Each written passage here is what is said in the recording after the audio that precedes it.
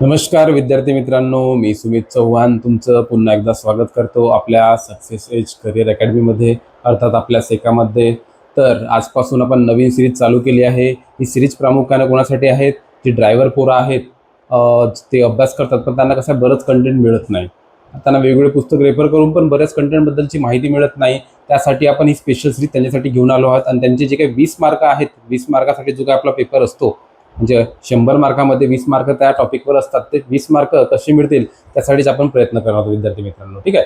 तर आपली ही जी काही सिरीज आहे ही PYQ बेस्ड सिरीज असणार आहे विद्यार्थी मित्रांनो. आता जे काही आपले क्वेश्चन झाले आहेत, म्हणजे पेपर झाले ड्रायव्हरचे, त्या सगळ्या पेपरचे काय आहेत क्वेश्चनचं आपण अनालाइज करायचं आहे. सगळे क्वेश्चन बघायचे आहेत. जवळजवळ आपली ही सिरीज 400 क्वेश्चनची राहणार आहे विद्यार्थी मित्रांनो. जरी 400 क्वेश्चन असले पण आपण यामध्ये अशा पद्धतीने त्यांना अनालाइज करू आणि सगळ्या गोष्टींचे अभ्यास करून आणि त्यांची पडताळणी करून आपण अशा पद्धतीने बघणार आहोत की जवळजवळ तुमचे 1500 ते 1600 क्वेश्चन यामध्ये कव्हर होतील विद्यार्थी मित्रांनो. ठीक आहे. तर महत्त्वाची सिरीज आहे. तुमचे कोणी मित्र असतील ड्रायव्हर पोरं जे ड्रायव्हरसाठी स्पेशली अभ्यास करत असतील त्यांना सांगा. अत्यंत महत्त्वाची सिरीज आहे. जवळजवळ तुमचे 90% 80 ते 90% मार्क इथं या क्वेश्चनमधून, या 400 क्वेश्चनमधून तुमचे कव्हर होणार विद्यार्थी मित्रांनो. ठीक आहे. तर काळजीपूर्वक लक्ष देऊन आणि प्रत्येक गोष्टी, प्रत्येक क्वेश्चन कशा पद्धतीने अनालाइज करून तुम्ही पण ती सवय लावा आणि त्याचा अभ्यास करा, रेग्युलर अभ्यास करा. 20 पैकी 20 मार्क आपल्याला ड्रायव्हरचे घ्यायचे म्हणजे घ्यायचे विद्यार्थी मित्रांनो. ठीक आहे. तर चला वेळ न घालवता आज आपण टॉपिक चालू करूयात. मी तुम्हाला थोडं आपण कोणत्या पद्धतीने हे सगळं घेणार आहोत त्याबद्दलची एकदा माहिती सांगतो. तर आपली जी काही 400 क्वेश्चनची सिरीज आहे विद्यार्थी मित्रांनो, तर आपण याची कसं 2 भागामध्ये याला डिवाइड केलं आहे. पहिला भाग कोणता? तर पहिला भाग आहे आपण माहिती आणि नियम. माहिती आणि नियम म्हणजे रोड सेफ्टी संदर्भात असो किंवा रस्ते वाहतुकी संदर्भात असो, कोणत्याही पद्धतीची जे काही माहिती आहे त्या संबंधित काही नियम आहेत याबद्दलची सगळी माहिती आपण अगोदर या भाग 1 मध्ये सगळी कव्हर करून घेणार आहोत. ठीक आहे. जेवढे काही क्वेश्चन्स असतील त्या संबंधित ते आपण क्वेश्चन क्लिअर करून घेऊ, त्यांचा अनालाइज करू, त्यांच्या ऑप्शनवरून पण बघू की समोरचा जर क्वेश्चन विचारण्यात आला तर कोणत्या पद्धतीने विचारला जाऊ शकतो. संबंधित पेपर सेटर कोणत्या पद्धतीने अजून त्यापुढे विचार करून कशा पद्धतीने क्वेश्चन विचारेल आणि आसपासची जी काही माहिती असेल ती सगळी माहिती आपण इथं बघून घेऊ विद्यार्थी मित्रांनो. ठीक आहे. आणि दुसरा जो काही भाग असणार आहे त्या भागात आपण काय घेणार आहोत, तर त्या भागामध्ये या संबंधित रोड सेफ्टी असो किंवा रस्ते वाहतुकी संबंधित जे काही कायदे आहेत आणि स्पेशली काही कलम पण विचारले जातात, ते कायदे आणि कलम त्यासाठी आपण दुसऱ्या भागामध्ये ते सगळे आपण क्वेश्चन्स घेणार आहोत विद्यार्थी मित्रांनो. ठीक आहे. तर अशा पद्धतीनं 2 भागामध्ये आपण सगळी माहिती इथं जाणून घ्यायची आहे. ठीक आहे. 400 क्वेश्चनची सिरीज आहे विद्यार्थी मित्रांनो. 400 क्वेश्चन आपल्याला पूर्णपणे क्लिअर करून घ्यायचे आहेत. जरी ते 400 क्वेश्चन असले पण आपण जवळपास अभ्यास 1600 क्वेश्चनचा करून घेणार आहोत. ही गोष्ट लक्षात ठेवा आणि रेग्युलर सिरीज बघा आणि जे कोणी मित्र असतील त्यांच्यापर्यंत हा व्हिडिओ शेअर करा. आणि अजूनपर्यंत आपल्या चॅनलला जर कोणी सबस्क्राईब केलं नसेल तर लवकरात लवकर सबस्क्राईब करा आणि व्हिडिओला लाईक करत जा. व्हिडिओ आवडत असतील तर कमेंट करत जा आणि सगळी माहिती आपण तुमच्यापर्यंत वेळोवेळी पोहोचवतच आहोत. तर चला वेळ न घालवता आज आपण आपल्या या सिरीजला हात घालूयात. तर बघा विद्यार्थी मित्रांनो, आता जे काही पेपर झाले आहेत त्या पेपरनुसारच आपल्याला जायचं आहे. एक एक पेपर घेणार आहोत आपण आणि त्यामध्ये आलेले सगळे क्वेश्चन आपण इथं क्लिअर करून घेऊ विद्यार्थी मित्रांनो. ठीक आहे. तर चला आता पहिला आपला जो काही पेपर आहे तो आहे विद्यार्थी मित्रांनो अहमदनगर, अहिल्यानगर जिल्हा चालक पोलीस शिपाईसाठी आलेला क्वेश्चन. म्हणजे ठीक आहे, अहिल्यानगर किंवा अहमदनगर, अगोदर होतं अहमदनगर आता अहिल्यानगर झालाय, त्या ड्रायव्हरसाठी आलेला क्वेश्चन आहे विद्यार्थी मित्रांनो. ठीक आहे. तर बघा हा ठराविक क्वेश्चन कशावर आधारित आहे, तर हा कशावर आधारित आहे विद्यार्थी मित्रांनो, हा काय नियमावर आधारित आहे किंवा माहिती यावर बेस्ड हा क्वेश्चन आहे. तर क्वेश्चन एकदा वाचून घ्या तुम्ही. बघा आता काय विचारलंय विद्यार्थी मित्रांनो, वाहन चालकास रुग्णवाहिकेचे ऐकू येताच त्याने काय करावे, म्हणजे त्याने काय करणं भाग आहे ही गोष्ट आपल्याला विचारली आहे. म्हणजे वाहतुकीच्या नियमानुसार आपण इथं काय करायला पाहिजे. आपण आपलं वाहन घेऊन चालत आहोत आणि मागून एक रुग्णवाहिका येत आहे, ती काय करत आहे, जे काही त्यांचं जे बीप आहे ते आपल्याला वाजवत आहे, आपल्याला ऐकू येत आहे. तर अशा वेळेस आपण काय करायला पाहिजे याबद्दलची संबंधित माहिती आपल्याला विचारलेली आहे विद्यार्थी मित्रांनो. ठीक आहे. तर आपण ऑप्शन बघायचे, ऑप्शनवरून हा आपण क्वेश्चन सॉल्व्ह करूयात. बघा आता बघा इथं चौथा ऑप्शन जो दिसतो, वाहन वेगाने पुढे न्यावे. आता मला सांगा, ॲम्ब्युलन्ससाठी नियम वेगळे आहेत आणि साधारण जे काही वाहनात रस्त्यावरील त्यांच्यासाठी नियम वेगळे आहेत. आपण करणार का की आपण अजून स्पीड वाढवून आपल्या गाडीची अजून पुन्हा स्पीड वाढवून ॲम्ब्युलन्सच्या पुढे घेऊन जाऊ का विद्यार्थी मित्रांनो. ही पूर्णपणे विपरीत बाब होते. कारण की ॲम्ब्युलन्सला काय असतं, रस्ता देणं आपली ही काय हा नियमच आहे विद्यार्थी मित्रांनो, त्याला रस्ता द्यावाच लागतो. कसं आलं पाहिजे, त्याची हानी व्हायला नको, त्यासाठी म्हणून काय असतं, त्या अँब्युलन्सला आपल्याला अगोदर रस्ता द्यावा लागतो. आणि बाकी जे वाहनं आहेत त्या वाहनांना काय करावं लागतं, आपली स्पीड कमी करून त्याला ओव्हरटेक करण्यासाठी रस्ता देणं हे क्रमप्राप्त ठरतं विद्यार्थी मित्रांनो. ठीक आहे, तर मग वाहन वेगाने पुढे न्यावे हे काय ठरते, ही तर पूर्णपणे विपरीत बाब ठरते. त्यामुळे काय होईल, हा जो काही पर्याय आहे हा पर्याय काय होता, इथं कट होऊन जाईल विद्यार्थी मित्रांनो. ठीक आहे, एलिमिनेशन टेक्निकनुसार हा जो काही पर्याय होता, वाहन वेगाने पुढे न्यावे, हा पर्याय काय होणार इथं, तर हा कट होऊन जाणार. ठीक आहे, आता पुढचा पर्याय बघू. बघा आता बघा, वाहन ताबडतोब थांबवलेच पाहिजे, असं करता येईल का विद्यार्थी मित्रांनो? भर रस्त्यामध्ये एखादा द्रुतगती मार्ग असेल किंवा महामार्ग असेल किंवा कोणताही रस्ता असेल, रस्त्याच्या मधोमध आपण वाहन थांबवू तर काय होईल, उलट यामध्ये अपघात होण्याची शक्यता बळावली विद्यार्थी मित्रांनो. ठीक आहे, आपण जागा देत नसून डायरेक्ट आपण वाहन थांबवतो, तर हे काय आहे, हे पण चुकीचं आहे विद्यार्थी मित्रांनो. त्यामुळे पर्याय क्रमांक 1 हा सुद्धा इथं काय होईल विद्यार्थ्यांनो, हा सुद्धा इथं चुकीचा ठरेल. ठीक आहे, मग अजून आपण काय बघायचं, तिसरा पर्याय बघू. वाहन आहे त्या वेगाने जात राहिले पाहिजे, असं होईल का? आम्ही तुम्हाला काय सांगितलं, अँब्युलन्स मध्ये एखादा व्यक्ती असा आहे, त्याच्याकडे वेळ कमी आहे आणि त्याला लवकरात लवकर कुठं आहे, आपल्या दवाखान्यामध्ये त्याला पोहोचवायचं आहे. तर अशा वेळेस काय करावं लागेल, आपल्याला आपल्या गाडीची स्पीड जी आहे ती कमी करून, त्याचा वेग कमी करून अँब्युलन्सला आपल्याला जागा द्यावी लागेल, कारण की तिला समोर जाता येईल आणि लवकरात लवकर दवाखान्यात पोहोचता येईल. त्यामुळे हा जो काही पर्याय क्रमांक सी होता, हा पण इथं काय होईल, हा पण चुकीचा ठरेल विद्यार्थी मित्रांनो. ठीक आहे, आता राहिला कोणता पर्याय, तो पर्याय बरोबरच येणार आहे साहजिक एलिमिनेशन टेक्निकनुसार. ठीक आहे, आपण चुकीचे काय करत गेलो, इथं कट करत गेलो आणि बरोबर पर्यायापर्यंत आपण इथं पोहोचलो विद्यार्थी मित्रांनो. आता पर्याय क्रमांक बी बघा, इथं काय म्हटलं आहे, वाहन रस्त्याच्या डावीकडे घेऊन त्या वाहनास मार्ग दिला पाहिजे. बरोबर आहे विद्यार्थी मित्रांनो. ठीक आहे, आपण ज्यावेळेस वाहन चालवताना आपण ओव्हरटेक करताना कोणत्या बाजूने करतो रे, तर आपण वाहन ज्यावेळेस ओव्हरटेक करतो ते वाहन करतो आपण उजवीकडून, आणि आपण डाव्या बाजूस घेतो आणि मार्ग देण्यासाठी दुसऱ्या वाहनाला आपण त्याला काय करतो, उजवीकडून ओव्हरटेक करण्यासाठी तो मार्ग वापरला जातो. त्यामुळे इथं बघा, जे काही वाहन होते ते आपल्याला घ्यायचे डावीकडे आणि उजवीकडून ते अँब्युलन्सला जागा द्यायची आहे विद्यार्थी मित्रांनो. त्यामुळे पर्याय क्रमांक बी इथं बरोबर ठरेल. कळलं सगळ्यांना कोणत्या पद्धतीचा क्वेश्चन होता? ठीक आहे, हा नियमावर आधारित क्वेश्चन होता आणि या पद्धतीनं आपल्याला पण वागायचं आहे. सामान्य जीवनामध्ये पण असंच वागायचं, नाही तर बस अँब्युलन्स आली अजून त्याच्या समोर न्यायचं, स्पीड वाढवायची, असं करायचं नाही. अँब्युलन्सला जागा द्यायची विद्यार्थी मित्रांनो, कारण की त्यामध्ये एखादा व्यक्ती असा असतो की त्याच्याकडे वेळ खूप कमी असतो आणि त्याला लवकरात लवकर दवाखान्यात जायचं असतं विद्यार्थी मित्रांनो. ठीक आहे, चला आता पुन्हा यामध्ये अजून एक गोष्ट बघा. तर अशा ठराविक क्वेश्चन मध्ये तुम्हाला अजून एक मी ट्रिक सांगतो.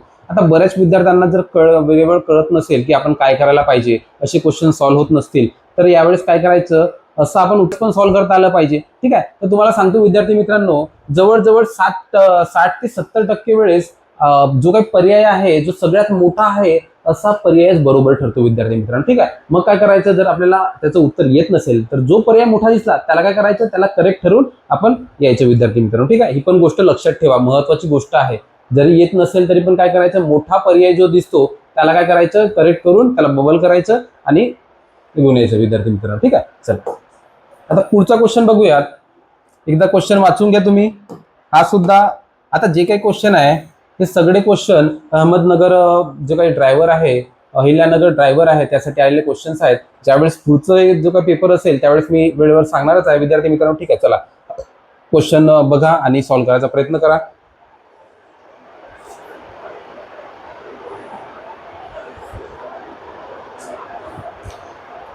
बघा यामध्ये काय म्हटलं विद्यार्थी मित्रांनो, की द्रुतगती म्हणजे एक्सप्रेस वे आपण ज्याला म्हणतो. ठीक आहे, रस्त्यावर आपले वाहन नादुरुस्त झाले आहे असा इशारा देणारा त्रिकोण आपण कुठे प्रदर्शित कराल. म्हणजे ठीक आहे, आता एक्सप्रेसवेवर आपण एक वाहन चालवत आहोत आणि आपलं वाहन खराब झालं वेळेवर, तर अशा वेळेस काय आहे, गाड्या खूप स्पीडने असतात, खूप वेगाने असतात, तर आपलं वाहन आपल्याला तिथे एका जागी थांबवायचं आहे. तर अशा वेळेस काय करायला पाहिजे, जेणेकरून अपघात व्हायला नको, तर अशा वेळेस काय कराल विद्यार्थी मित्रांनो, ते जे काही त्रिकोण आहे ते कुठे ठेवाल विद्यार्थी मित्रांनो, मला सांगा. वाहनाच्या पुढे ठेवाल का? वाहनाच्या जर तुम्ही पुढे ठेवाल तर काय त्याचा काही फरक होणार आहे का, त्यामुळे कोणतं काही बदल होणार आहे का? ते दिसणारच नाही ना विद्यार्थी मित्रांनो, की वाहने उभा आहे की काय म्हणून. तो जेव्हा आपल्याला ओव्हरटेक करेल, समोर जाईल, तेव्हा 100 मीटरवर त्याला दिसेल. त्याला काहीच अर्थ उरत नाही विद्यार्थी मित्रांनो. त्यामुळे हा जो काही पर्याय क्रमांक डी होता हा तर इथं पूर्णपणे कट होऊन जाईल, याचा काही उपयोग होत नाही विद्यार्थी मित्रांनो. वाहनाच्या छतावर ठेवणार का, तर वाहनाच्या छतावर जर आपण ठेवलं त्याला जवळ आल्यावर दिसेल, एकदम वाहन जेव्हा जवळ येईल तेव्हा त्यावेळेस सुद्धा काय होईल, अपघात होण्याची शक्यता असेल विद्यार्थी मित्रांनो. त्यामुळे पर्याय क्रमांक 1 पण इथे काय ठरेल, चुकीचं ठरेल. ठीक आहे. वाहनाला खेटून मागे, आता तेच होणार, वर ठेवा किंवा खेटून मागे ठेवा, काय होणार आहे, तो जेव्हा जवळ येईल तेव्हा त्याला दिसेल, त्याला दूरनच कळणार नाही, त्यामुळे तो काय करणार, ब्रेक मारणार नाही आणि वाहन थांबवण्याचा प्रयत्न करणार नाही विद्यार्थी मित्रांनो. ठीक आहे. किंवा ते लेन चेंज करून दुसऱ्या लेनमध्ये जाणार नाही विद्यार्थी मित्रांनो, त्याला वाटेल की वाहन चालूच आहे. त्यामुळे पर्याय क्रमांक सी बघा, वाहनामागे 50 मीटर अंतरावर ते ठेवायचं. यामुळे फायदा असा होईल विद्यार्थी मित्रांनो की त्याला अगोदरच कळेल की यांच्या वाहनामध्ये काहीतरी खराबी झाली आहे, त्यामुळे यांनी वाहन थांबवले आहे. त्यामुळे आपण आपलं वाहन स्लो करायचं आणि बाजूच्या लेनमधून ते वाहन घेऊन जायचं. कधी कळेल, जेव्हा आपण 50 मीटर अगोदरच काय करू, आपण तो ठराविक त्रिकोण म्हणजे दर्शक त्रिकोण आपण तिथं ठेवणार आहोत विद्यार्थी मित्रांनो. कळलं सगळ्यांना, म्हणून पर्याय क्रमांक सी आपल्या इथं बरोबर येईल विद्यार्थी मित्रांनो. कळलं. चला आता पुढचा क्वेश्चन बघून घ्यायचा. पुढचा क्वेश्चन वाचून घ्या एकदा. काय म्हटलं आहे, स्ट्रेट फॉरवर्ड क्वेश्चन आहे विद्यार्थी मित्रांनो. काय म्हटलं आहे, दुचाकी व चारचाकी वाहनांच्या खाजगी वाहनांच्या, ठीक आहे, म्हणजे खाजगी वाहनं आहेत, प्रायव्हेट व्हेकल साठी आहे बरं क्वेश्चन. ठीक आहे. प्रायव्हेट व्हेकलच्या नोंदणीची विधिग्राह्यता म्हणजे त्याचं रजिस्ट्रेशन जेव्हापासून झालं तेव्हापासून किती वर्ष तो वाहन लिगली ठरेल रस्त्यावर. ठीक आहे. तर नोंदणीची विधिग्राह्यता याचा अर्थ हा होतो, ठीक आहे, म्हणजे ते रजिस्ट्रेशन झाल्यावर ज्या दिवशी आपण ते वाहन घेतलं त्याचं रजिस्ट्रेशन होईल विद्यार्थी मित्रांनो, त्या रजिस्ट्रेशन झालेल्या तारखेपासून किती वर्षापर्यंत ते लिगली राहील वाहन रस्त्यावर, त्या गोष्टीला काय म्हणतात आपण, विधिग्राह्यता त्या वाहनाची इथं म्हटली जाईल. तर ती किती असते असं विचारलं आहे. तर किती असतं विद्यार्थी मित्रांनो, सांगा बरं. तुम्हाला माहित असणं आवश्यक आहे, खूप बेसिक क्वेश्चन आहे, सगळ्याला माहित पाहिजे. त्यानंतर आपण ते वाहन स्क्रॅप मध्ये काढून टाकतो. तर किती असतं, तर ते किती असतं विद्यार्थी मित्रांनो, तर ती असते 15 वर्ष. ही गोष्ट अत्यंत महत्वाची गोष्ट आहे, ही गोष्ट लक्षात ठेवा. म्हणजे एखादं वाहन तुम्ही परचेस करत असाल, तर समजा तुम्ही 2025ला एखादं वाहन परचेस केलं, तर त्याची विधिग्राह्यता किती वर्ष असणार आहे, 15 वर्ष. म्हणजे 2040 पर्यंत तुम्हाला ते वाहन वापरता येईल, त्यानंतर ते वाहन वापरता येणार नाही. आता कसं आहे, रस्त्यावर बरेच वाहनं अशी आहेत की ज्यांचे जे काही वय आहे ते 15 वर्षापेक्षा जास्त झालं असेल, ते रस्त्यावर चालतात, पण काय असतं, ते लिगल असत नाही विद्यार्थी मित्रांनो. ठीक आहे. एखाद्या वेळेस ट्रॅफिक पोलीस येऊन त्या वाहनाला काय करू शकतो, त्या वाहनावर बंदी घालू शकतो किंवा त्याच्यावर काही चालान वगैरे काढू शकतो. कळलं सगळ्यांना. तर अशा पद्धतीनं हे कन्सेप्ट होती आणि अत्यंत महत्वाचा हा भाग होता. ठीक आहे. 15 वर्ष खाजगी वाहनाच्या नोंदणीची विधिग्राह्यता किती असते, तर 15 वर्ष लक्षात ठेवा. चला आता पुढचा क्वेश्चन बघा विद्यार्थ्यांनो, एकदा वाचून घ्या तुम्ही.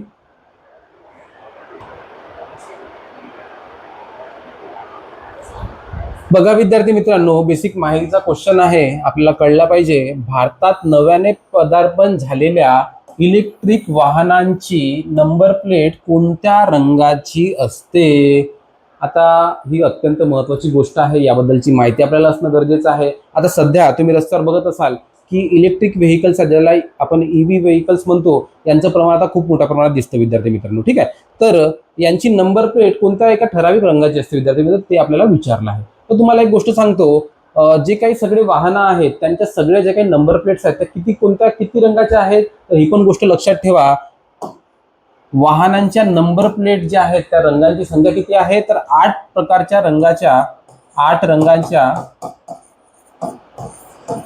वाहनांच्या नंबर प्लेट असतात. ठीक आहे. वाहनांच्या काय असतात, नंबर प्लेट असतात. आता जे काही मी महत्वाचं आहे ते लिहून देतो इथं. तुमचं काम काय आहे विद्यार्थी मित्रांनो, तुम्ही पण आपल्या वहीमध्ये हे नोंदवून घेणं, कारण की महत्वाची बाब आहे, आपल्याला लक्षात राहिली पाहिजे. चला, तर आता निळी जी काही प्लेट आहे विद्यार्थी मित्रांनो, ही प्लेट कोणासाठी आहे, जे काही ब्युरोक्रॅट आहेत, जे काही अधिकारी आहेत, अधिकारी वर्गातली जी काही वाहनं आहेत, त्यांचे जे वाहनं असतील त्यांच्यासाठी काय असते, ही निळी प्लेट असते. म्हणून अधिकाऱ्यांसाठी लिहून घ्या, अधिकारी वर्गासाठी ही निळी प्लेट असते. कळलं विद्यार्थी मित्रांनो सगळ्यांना. ठीक आहे. आता बघा, जे काही काळं नंबर प्लेट आहे, आता काळ्या नंबर प्लेटच्या 2 पत्तीचे वाहनांसाठी असतात. बघा, आता काळी नंबर प्लेट जे भाड्याचे वाहनं आहेत जे आपण भाड्याने वाहन एखादा घेतो त्यांची जी काही वाहनं असतात त्या वाहनांना काय असते, काळी नंबर प्लेट असते. मात्र त्यामधले जे काही अक्षर असतात ना ते असतात पिवळ्या रंगाचे. ही गोष्ट लक्षात ठेवा. म्हणजे काळी नंबर प्लेट असेल बघा, काळी नंबर प्लेट असेल आणि त्यामधील अक्षरे काय असतील, अक्षरे जर पिवळे असतील, ठीक आहे, तर ही जी काही नंबर प्लेट आहे ही कोणासाठी असेल, तर ही नंबर प्लेट असेल कोणासाठी, ही नंबर प्लेटसाठी भाड्याची जी काही वाहनं आहेत, भाड्याचे वाहनं जे काय आहेत त्या वाहनांसाठी आपण रेंटल व्हेकल्स म्हणतो. त्या रेंटल्स व्हेकल्ससाठी काय असतात, काळी प्लेट आणि काय असतं, काळी प्लेट आणि त्याच्यावर जी अक्षर असतात ते असतात पिवळे. ठीक आहे. आता काळ्यासाठीच अजून एक असतं, ते व्हेकल्स कोणत्या, तर काळ्यासाठीच काळी नंबर प्लेट असलेले अजून व्हेकल्स असतात. त्या व्हेकल्स कोणत्या असतात विद्यार्थी मित्रांनो, तर त्या व्हेकल्स असतात मिलिटरीच्या व्हेकल्स. ठीक आहे. म्हणजे सैन्यासाठी वापरले जाणारे जे काही व्हेकल्स आहेत त्या व्हेकल्स सुद्धा काय असतात, तर त्या व्हेकल्स सुद्धा काळ्या रंगाची त्यांची नंबर प्लेट असते विद्यार्थी मित्रांनो. ठीक आहे, कळलं. मात्र यामध्ये फरक असा असतो की त्या नंबर प्लेटच्या वर एक बाण असतो, वरच्या बाजूला बाण असतो. जेव्हा तो वरच्या बाजूला जर बाण असेल, म्हणजे हा जर बाण असेल तर समजून जायचं ती ठराविक गाडी कोणाची आहे, तर ती गाडी सैन्याची आहे, मिलिटरीची आहे. ही गोष्ट लक्षात घ्या. ठीक आहे, कळलं. म्हणजे निळ्यासाठी कळलं तुम्हाला, काळ्यासाठी कळलं. आता पुढचं बघून घेऊयात, चला. ठीक आहे. आता इथं दिलेलं आहे की पिवळं, तर पिवळं बघा, पिवळी जे काही नंबर प्लेट आहे विद्यार्थी मित्रांनो, ती नंबर प्लेट असते ट्रान्सपोर्ट व्हेकलसाठी. आता ट्रान्सपोर्ट व्हेकल कोणत्याही पद्धतीचे असू शकतात बघा. त्या एकतर बस असू शकते एखादी, किंवा एखादा ट्रक असू शकतं, किंवा काय असू शकतं, एखादी कार पण असू शकते. म्हणजे ट्रान्सपोर्ट या ठराविक म्हणजे उद्देशासाठी जर वापरलेली ती गाडी असेल तर त्या गाडीसाठी कोणती नंबर प्लेट असेल, तर त्या गाडीसाठी नंबर प्लेट असेल आपली पिवळी, ट्रान्सपोर्ट व्हेकल्स. ठीक आहे, लक्षात घ्या ही गोष्ट. ठीक आहे, कळलं. म्हणजे निळ्यासाठी कोणतं, काळ्यासाठी कोणतं आणि पिवळ्यासाठी कोणतं, या सगळ्या गोष्टी तुम्हाला कळल्या असतील विद्यार्थी मित्रांनो. ठीक आहे. आता ट्रान्सपोर्ट व्हेकल्स म्हणजे कोणकोणत्या होत्या आपल्या, ट्रक झालं, कार झालं किंवा बस झालं, या सगळ्या जे काही व्हेकल्स होत्या ह्या कोणत्या होत्या, तर ह्या व्हेकल्स होत्या आपल्या ट्रान्सपोर्ट व्हेकल्स. आता बघू आपण, जी आता हे हिरवं आहे पर्याय, आपण बाकी सगळे पर्याय तर बघितले. आता आपल्याला माहित होतं की आपण ठराविक उद्देशासाठी त्याचा नंबर प्लेट वापरतो. आता साहजिकच आहे, इलेक्ट्रिक गाड्यांसाठी आपण वापरतो हिरवी नंबर प्लेट. ही गोष्ट लक्षात ठेवा. कोणती नंबर प्लेट वापरतो आपण इलेक्ट्रिक गाड्यांसाठी, तर इलेक्ट्रिक गाड्यांसाठी आपण कोणती वापरतो, तर हिरवी नंबर प्लेट. ठीक आहे. आता मी सांगितले की 8 पद्धतीच्या नंबर प्लेट असतात. आता ठराविक बाबीमध्ये काही नंबर प्लेट झाल्या, आता काही नंबर प्लेट बाकी आहेत, तर आपण त्या पण बघून घ्यायच्या आहेत. आता बघा, काही गाड्या ज्या असतात त्या पांढऱ्या नंबर प्लेटच्या, आता मॅक्झिमम गाड्या ज्या आहेत रस्त्यावर धावणाऱ्या त्या कोणत्या रंगाच्या असते त्यांची नंबर प्लेट, तर पांढऱ्या रंगाची त्यांची नंबर प्लेट असते विद्यार्थी मित्रांनो. ठीक आहे. तर पांढऱ्या रंगांची जी काही नंबर प्लेट असेल त्या गाड्या कोणत्या झाल्या, तर तुमची खाजगी वाहनं झाली. ठीक आहे. तर तुम्ही एखादी गाडी घेतली, 2 व्हीलर घेतली किंवा 4 व्हीलर घेतली, ही तुमची काय झाली, खाजगी गाडी झाली. त्या खाजगी गाडीला कोणत्या पद्धतीची नंबर प्लेट भेटत असते, तर त्या गाडीसाठी पांढऱ्या रंगाची नंबर प्लेट असते. त्यावरील अक्षर आपण कोणत्या रंगाने करतो, हे करतो, तर ते करतो आपण काळ्या रंगाने. म्हणजे खाजगीसाठी पांढऱ्या रंगाची नंबर प्लेट वापरतात. ही पण गोष्ट लक्षात ठेवा. ठीक आहे, कळलं विद्यार्थी मित्रांनो. निळ्या रंगासाठी बघितलं, काळ्या रंगासाठी बघितलं, हिरव्या रंगासाठी, पिवळ्या रंगासाठी, पांढऱ्या रंगासाठी. आणि आता बघा अजून एक रंग असतो लाल रंग. तर लाल रंगाची जी काही गाडी असेल ती कोणत्या पद्धतीची असते बघा. एखादी नवीन गाडी घेतली त्याला लगेच काय नंबर प्लेट भेटत नाही. ठीक आहे. तर त्यावेळेस ते एकदम साधारण काळासाठी म्हणजे तात्पुरत्या काळासाठी जर आपल्याला कोणती नंबर प्लेट घ्यायची असेल तर ती नंबर प्लेट कोणती मिळते विद्यार्थी मित्रांनो, तर ती मिळते लाल रंगाची. ही पण गोष्ट लक्षात ठेवा. ठीक आहे, कळलं सगळ्यांना. लाल नंबर प्लेट कोणत्या प्रकारच्या वाहनासाठी वापरतात, तर नवीन घेतलेलं वाहन असेल तात्पुरत्या स्वरूपासाठी जर नंबर प्लेट भेटायला असेल तेव्हा ते लाल रंगाची त्याला नंबर प्लेट वापरतात विद्यार्थी मित्रांनो. कळलं सगळ्यांना. तर अशा पद्धतीच्या ह्या नंबर प्लेटचा आपला कन्सेप्ट होतात आणि त्यामध्ये कोणकोणत्या पद्धतीच्या नंबर प्लेट आपण वापरतो ही पण गोष्ट तुम्हाला कळली असेल. ठीक आहे, लक्षात घ्या, महत्वाची कन्सेप्ट होती. चला आता पुढचा क्वेश्चन बघूयात. अत्यंत महत्वाचा क्वेश्चन आहे विद्यार्थी मित्रांनो. ठीक आहे, नियम आधारित क्वेश्चन आहे. बघा एकदा क्वेश्चन वाचून घ्या तुम्ही. आता बघा, गोल्डन अवर याचा अर्थ काय होतो. आता गोल्डन अवर या किंवा आपण त्याला काय म्हणतो मराठीमध्ये, मराठीत दिलं नाही बघा, इंग्लिशमध्ये दिलाय, लक्षात घ्या. गोल्डन अवर या शब्दाचा ठराविक अर्थ 2 पद्धतीचे अर्थ निघतात विद्यार्थी मित्रांनो. ठीक आहे. आता गोल्डन अवर म्हणजे काय, ज्यावेळेस सूर्यास्ताची वेळ, सूर्यास्ताच्या वेळेचा जो काही 1 तास असतो किंवा सूर्योदयाच्या वेळेसचा जो काही 1 तास असतो त्यावेळेस कसा आकाशामध्ये कसा आहे गोल्डन गोल्डन जो काही रंग असतो, ठीक आहे, ज्याला आपण डॉन म्हणतो इंग्लिशमध्ये, तर त्या पद्धतीचा जो काही रंग असतो आकाशामध्ये तो गोल्डन कलरचा तयार होतो विद्यार्थी मित्रांनो, त्याला काय म्हणतात, गोल्डन अवर म्हणतात. पण आपलं जे काही ड्रायव्हर संबंध आपण बघतो या सब्जेक्टच्या जर विषयानं या अनुषंगाने आपण जर बघितलं तर तो अर्थ निघेल का विद्यार्थ्यांनो, तर तो अर्थ निघणार नाही. मग गोल्डन अवरचा अर्थ काहीतरी वेगळा असेल, ही गोष्ट आपल्याला लक्षात आली पाहिजे. तर जो काही दुसरा अर्थ आणि आपल्याला आवश्यक असलेला महत्वाचा जो काही अर्थ आहे तो आपण बघून घ्यायचा. तर बघा तो काय निघणार आहे, तर गोल्डन अवर म्हणजे काय होतो, जेव्हा अपघाताची वेळ असते, अपघातानंतरचा 1 तास ज्यामध्ये वैद्यकीय सहाय्य पूर्णपणे महत्वाचं असते. म्हणजे एखाद्या जागी एखाद्या व्यक्तीचा अपघात झाला, त्या व्यक्ती त्याच्याकडे कसं असतं, लवकरात लवकर त्याला उपचार भेटणं खूप आवश्यक आहे विद्यार्थी मित्रांनो, ठीक आहे. त्याला उपचार जर मिळाला नाही तर त्याची काय होतं, त्याची डेथ होण्याची शक्यता असते, त्याला मृत्यू पावण्याची शक्यता असते. त्यामुळे त्याला लवकरात लवकर वैद्यकीय सहाय्य त्याला दवाखान्यात पोहोचवणं गरजेचं असतं. त्यामुळे तो जो काही 1 तास असतो, म्हणजे अपघात झालेल्या नंतर जो काही 1 तास असतो तो त्या व्यक्तीसाठी अत्यंत महत्वाचा असतो. त्यामुळे त्याला गोल्डन अवर म्हणतात विद्यार्थी मित्रांनो, आणि त्याबद्दलची ती कन्सेप्ट होती. म्हणजेच अपघाताच्या नंतरचा 1 तास ज्यामध्ये वैद्यकीय सहाय्य पूर्णपणे महत्वाचं असते, तो 1 तास म्हणजेच गोल्डन अवर. कळलं सगळ्यांना? ठीक आहे, चला आता बाकी ड्रायव्हिंग सुरू केल्यानंतर पहिला तास हे ते येईल का विद्यार्थी? येणार नाही, पहिला तास येणार नाही, काही ते बाकी काही तिथे लागू होत नाही विद्यार्थी मित्रांनो. कळलं? चला आता पुढचा क्वेश्चन बघून घेऊ. बघा अत्यंत महत्वाचा क्वेश्चन आहे आणि तुमच्या आवडीचा विषय आहे. बघा एकदा क्वेश्चन वाचून घ्या तुम्ही.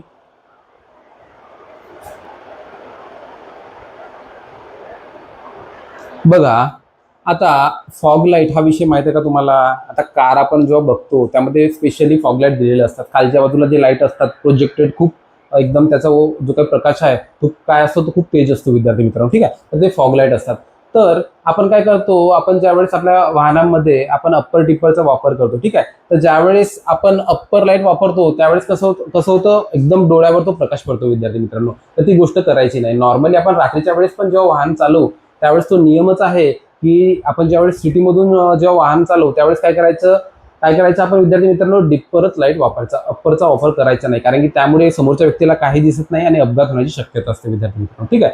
आता मग अप्पर कशासाठी दिलाय, मग अप्परचा वापर केव्हा करायचा, तर अप्परचा वापर कधी करायचा विद्यार्थी मित्रांनो, तर त्याचा वापर कधी करायचा, ज्यावेळेस एखाद्या रस्त्यावर कसं आहे, वाहनं नाहीत, रात्रीची वेळ आहे, खूप कमी वाहन दिसत आहेत, रस्ता पूर्ण खाली आहे, अशा वेळेस आपण वापर करू शकतो. किंवा ज्यावेळेस आपल्याला अंधुक दिसत असेल, जर पूर्ण जे काही दृश्यमान असेल ते कसं एकदम क्लिअर नसेल, विजिबिलिटी बरोबर नसेल, तर त्यावेळेस पण आपण कशाचा वापर करू शकतो, अप्परचा वापर करू शकतो. मात्र फॉग लाईटची कन्सेप्ट वेगळी आहे. तर फॉग लाईटचा वापर कशासाठी करतात विद्यार्थी मित्रांनो, तुम्हाला अप्पर डिप्परचं कळली माहिती, आपण काय यूज करायचं काय करू नये, ठीक आहे. आपण काय करायचं, नॉर्मल लाईट वापरायचा, आपण कशाचा वापर करायचा, डिप्परचाच वापर करायचा, अप्परचा वापर करायचा नाही विद्यार्थी मित्रांनो. ही गोष्ट लक्षात घ्या, नाही तर गाडी मिळाली अप्पर डिप्पर करून समोरच्या व्यक्तीला तुम्ही त्रास द्याल, ठीक आहे. त्यामुळे तुमच्या जीवाला पण धोका आहे आणि समोरच्या व्यक्तीच्या जीवाला पण धोका आहे, ही गोष्ट लक्षात घ्या. त्यामुळे आपण नॉर्मली सिटीमधून आपण प्रवास करत असू त्यावेळेस काय वापरायचा विद्यार्थी मित्रांनो, तर आपण डिप्परचाच वापर करायचा. आता फॉग लाईट कशासाठी वापरतात, फॉग लाईट महत्वाची कन्सेप्ट आहे. कशासाठी वापरतात, ज्यावेळेस बघा तुम्ही प्रवास करत असाल गाडीमधून, जर बर्फ पडत असेल किंवा खूप जोराचा पाऊस पडत असेल, ज्यावेळेस तुम्हाला कसं आहे, जी विजिबिलिटी आहे ती पूर्ण म्हणजे क्लिअर नसेल, ठीक आहे, तर तुम्हाला समोरचं काही दिसत नसेल किंवा धुके पडले असतील, ठीक आहे, किंवा खूप धूळ असेल विद्यार्थी मित्रांनो, तर अशा वेळेस आपल्याला त्या फॉग लाईटचा वापर करता येईल. कारण की त्याचं कसं आहे, तो खूप तेजस्वी असतो आणि खूप दूरपर्यंत तो जातो. त्यामुळे कसं असतं, त्या खराब वातावरणामध्ये सुद्धा आपली विजिबिलिटी, आपलं दृश्यमान जे असेल ते कसं असतं विद्यार्थी मित्रांनो, ते बरोबर असतं आणि आपल्या डोळ्याला काय दिसतं, समोर जे काही असेल ते आपल्याला वाहन आलेले दिसतात विद्यार्थी मित्रांनो. त्यामुळे त्या फॉग लाईटचा वापर असतो. ही गोष्ट लक्षात ठेवा, जेवढे कार चालक आहेत त्यांनी गोष्ट लक्षात ठेवा, विनाकारण ते फॉग लाईट चालू करायची नाही. ज्यावेळेस आपलं जे काही दृश्यमान असेल ते क्लिअर नसेल तेव्हा त्याचा वापर करायचा आहे, ठीक आहे, ही गोष्ट लक्षात घ्या. मग बघा रात्रीच्या वेळी आपण वापर करणार का, रात्रीच्या वेळी वापर करणार नाही. मी तुम्हाला सांगितलं नॉर्मली डिप्परचा वापर करायचा, ठीक आहे. धुक्याच्या वेळी आपण त्याचा वापर करू शकतो. कारण की धुक्याच्या वेळेस काय असतं, विजिबिलिटी जी असते, दृश्यमान जे असते ते क्लिअर असत नाही. त्यामुळे आपण धुक्याच्या वेळी त्याचा वापर करू शकतो, ठीक आहे. पुढचे पण पर्याय बघून घेऊ. विरुद्ध बाजूचे वाहन मंद प्रकाश झोत वापर करत नाहीत, हे काही ठरेल का विद्यार्थी मित्रांनो, हे ठरणार नाही, ठीक आहे. आपण पर्याय चुकीचे ठरेल, यापैकी हे पण चुकीचे ठरेल, म्हणजेच आपलं पर्याय क्रमांक बी इथं बरोबर ठरेल, ठीक आहे विद्यार्थी मित्रांनो. समजलं सगळ्यांना? ठीक आहे. चला, व्हिडिओ आवडत असतील तर व्हिडिओला लाईक करत जा. अजूनपर्यंत तुम्ही चॅनलला सबस्क्राईब केलं नसेल तर चॅनलला सबस्क्राईब करा. आणि जर तुमची काही प्रॉब्लेम असेल तर कमेंट टाकत जा विद्यार्थी मित्रांनो. ठीक आहे, समजलं ना फॉगलाईट कोणत्या कोणत्या वेळेस वापरायचा. ज्यावेळेस खूप जोराचा पाऊस असेल, दिसत नसेल आपल्याला त्यावेळेस वापरू शकतो आपण, धुके पडले असेल त्यावेळेस वापरू शकतो, बर्फ पडत असेल त्यावेळेस वापरू शकतो, किंवा रस्त्यावर खूप सारी धूळ असेल तेव्हा आपण त्याचा वापर करू शकतो विद्यार्थी मित्रांनो. ठीक आहे, चला आता पुढचा क्वेश्चन बघून घेऊ. अत्यंत सोपा क्वेश्चन आहे विद्यार्थी मित्रांनो. एकदा क्वेश्चन वाचून घ्या आणि उत्तर द्यायचं सगळ्यांना. चला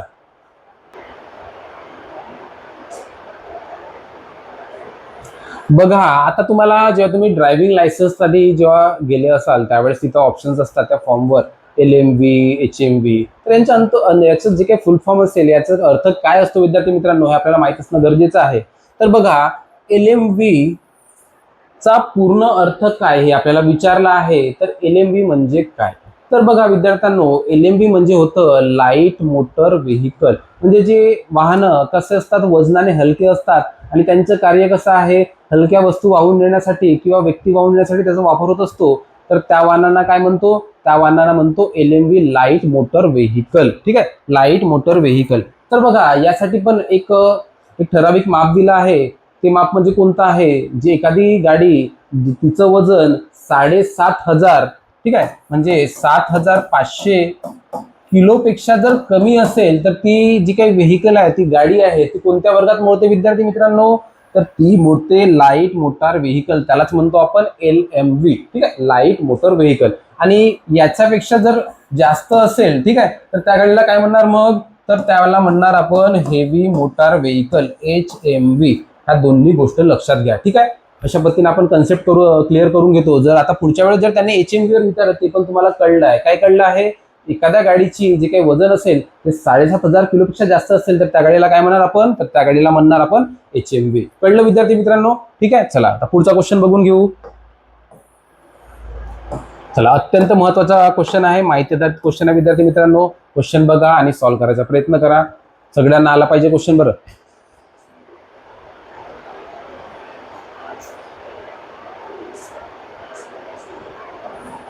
बघा काय म्हटलं आहे, भारतात कोणत्या महिन्यात रस्ते सुरक्षा सप्ताह किंवा त्याला पंधरवडा म्हटलं आहे. ठीक आहे, सप्ताह हे ठरेल, पंधरवडा म्हणजे 15 दिवसांचा असतो, सप्ताह म्हणजे 7 दिवसांचा असतो. ठीक आहे, तर बघा हा पाळला जातो, तर तो कोणत्या महिन्यात पाळला जातो? तर सगळ्यांना माहित असणं गरजेचं आहे विद्यार्थी मित्रांनो. ड्रायव्हरसाठी तुम्ही अभ्यास करतात ही बेसिक गोष्ट तुम्हाला माहित नसेल तर तुमचा अभ्यास करण्याचा काही एक अर्थ नाही विद्यार्थी मित्रांनो. ठीक आहे, तर तो असतो 11 जानेवारी ते 17 जानेवारी या दरम्यान जो काही आठवडा असतो विद्यार्थी मित्रांनो. हा आठवडा काय म्हणून आपण गणला जातो? तर तो आठवडा गणला जातो रस्ते सुरक्षा सप्ताह.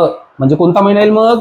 पर्याय क्रमांक C, जानेवारी हा महिना येईल. आता बघा, हा जो काही रस्ते सुरक्षा जो काही सप्ताह कशासाठी म्हणजे मानवला जातो, याचा काय उद्देश असेल विद्यार्थी मित्रांनो, तुम्हाला काय वाटते? बघा, आता याचा उद्देश असा असतो की बरेच लोक असतात ज्यांना कसं आहे नियम माहीत नसतात, कशा पद्धतीने पण ते गाडी चालवतात. त्यांना कसं आहे की नियम माहीत करून देणं, ठीक आहे, गाडी व्यवस्थित कशी चालवायची याबद्दलची माहिती करून देणं, आपल्यापासून दुसऱ्याच्या जीवाला धोका होणार नाही किंवा आपल्या जीवाला पण धोका होणार नाही त्याबद्दलची सगळी माहिती या माध्यमातून या ठराविक काळामध्ये गव्हर्नमेंट काय करत असतं, सरकार काय करत असते, विविध कार्यक्रम राबवून हा जो काही आपला सप्ताह आहे, रस्ते सुरक्षा सप्ताह राबवत असतो विद्यार्थी मित्र. ठीक आहे, म्हणजे उद्देश कळलं तुम्हाला? उद्देशावर जर क्वेश्चन ते पण तुम्ही क्वेश्चन सॉल्व्ह करू शकता. ठीक आहे, कळलं? काय अरे काय आहे तारीख त्याची? 11 जानेवारी ते 17 जानेवारी. लक्षात ठेवा, महत्वाचं आहे.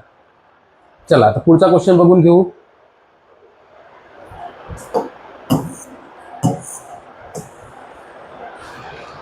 आता पुढचा क्वेश्चन आहे विद्यार्थी मित्रांनो, अत्यंत म्हणजे बेसिक क्वेश्चन आहे. ठीक आहे, आता तुम्हाला थोडं सायन्स बद्दलची, विज्ञानाबद्दलची माहिती असेल तर तुम्हाला ही गोष्ट कळली पाहिजे. तर बघा, टायर मधील हवा कधी म्हणजे ती तपासावी याबद्दलची माहिती दिली आहे. एकदा क्वेश्चन बघा विद्यार्थी मित्रांनो. आता बघा, पहिला पर्याय काय म्हणतं? कधीही तपासू नये. कधी तपासू नये बरोबर आहे का विद्यार्थ्यांनो? तपासणं गरजेचं आहे विद्यार्थी मित्रांनो. ठीक आहे, अशा वेळेस अपघात होण्याची शक्यता असते. म्हणून आपण ज्या वेळेस एकदा लॉंग ड्राईव्हला कुठं जायचं असेल, मोठा प्रवास करायचा असेल तर अगोदर काय म्हणतात? अगोदर हवा तपासायची आणि तरच आपण प्रवासाला जायचं असं म्हटलं जातं विद्यार्थी मित्रांनो. म्हणजेच कधीही तपासून असं येईल का? येणार नाही. ठीक आहे, टायर थंड असताना तपासावी. अत्यंत महत्वाची गोष्ट आहे. जेव्हा आपला टायर, ज्यावेळेस आपला प्रवास चालू व्हायचा आहे, टायर थंड आहे, गाडी आता काय आहे चाललेली नाही, आताच आपण जाणार आहोत प्रवासाला, तशा वेळेस टायर काय असतो? थंड असतो. त्याच वेळेस हवा भरायची विद्यार्थी मित्रांनो. ही महत्वाची गोष्ट लक्षात ठेवा. तुम्हाला जर माहित नसेल तर ही गोष्ट लक्षात ठेवा. जेव्हा केव्हा टायर थंड असेल त्याच वेळेस आपल्याला काय करायचं आहे, टायरमध्ये हवा भरायची आहे किंवा टायरमधील हवा तपासायची आहे. ठीक आहे, ती बरोबर त्या प्रेशर तो काय आहे बरोबर आहे किंवा नाही हे चेक करायचं आहे. जर कमी असेल तर ते प्रॉपर लिमिटमध्ये ठेवायची आहे, जास्त असेल तर ती कमी करायची विद्यार्थी मित्रांनो. ठीक आहे, आता काय म्हटलं आहे, टायर गरम असताना तपासावी. तर बघा ही गोष्ट लक्षात ठेवा, हवा हे जे काय आहे ते हवा जे काही स्टेट आहे ते कसं असतं, त्याला उष्णता दिल्यावर त्याचं काय होते, ती थोडीशी वाढते, त्याच्यामध्ये वाढ होते विद्यार्थी मित्रांनो. त्यामुळे काय होईल, टायर फुटण्याची भीती निर्माण होईल. त्यामुळे टायर गरम असताना कधीही हवा तपासली जात नाही, ही गोष्ट लक्षात ठेवा. ठीक आहे, आणि गाडी सुरू असताना तपासायची का, हे पण चुकीचं आहे विद्यार्थी मित्रांनो. यामुळे अपघात होण्याची शक्यता असते विद्यार्थी मित्रांनो. त्यामुळे हवा कधी तपासायची, ज्यावेळेस टायर थंड असेल त्याच वेळेस हवा तपासायची. ठीक आहे, म्हणून पर्याय क्रमांक बी आपलं बरोबर आहे.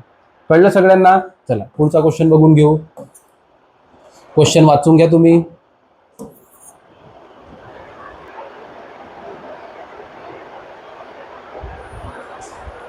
बघा अजून एक गोष्ट मागच्या क्वेश्चन मध्ये राहिली. ठीक आहे, तर बघा एक आयडियल कंडिशन असते विद्यार्थी मित्रांनो.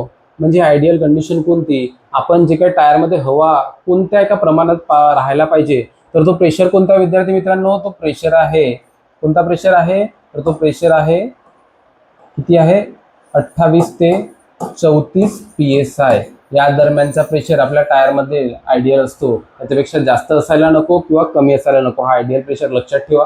येऊ शकतो क्वेश्चन एखाद्या वेळेस. ठीक आहे, चला आता पुढचा क्वेश्चन बघून घेऊ.